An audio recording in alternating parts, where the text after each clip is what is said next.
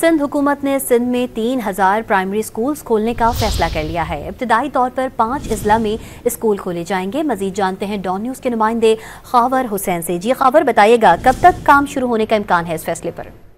जी, सिंध हुकूमत ने बड़ा फैसला किया है। सिंध हुकूमत ने सिंध भर में 3000 प्राइमरी स्कूल खोलने का फैसला किया है। इब्तदाई तौर पर 5 अजला में स्कूल खोले जाएंगे। जिन अजला में स्कूल खोले जाएंगे उनमें मीरपुर खास, मुरकोट, थरपारकर, कशमोर और जैकबाबाद शामिल है।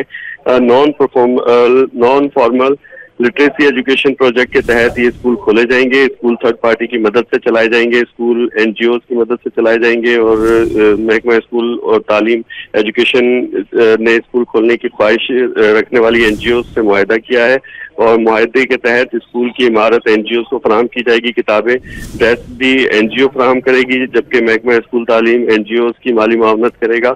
सिलेक्शन कमेटी ने इजलास 9 दिसंबर को तलब किया है इस हवाले से और इजलास में director non formal literacy education के दफ्तर में 3:30 बजे ये इजलास होगा, जिसकी सदारत सिलेक्शन कमेटी के चेयरमैन और चीफ एजुकेशन तरक्की और मनसूबाबंदी सरफराज करेंगे, जबकि इजलास के डिप्टी सेक्रेटरी मोहम्मद अजीम और अशरफ हुसैन भी इस इजलास में शरीक होंगे। जी, अपडेट कर रहे थे खावर हुसैन, बहुत शुक्रिया आपका।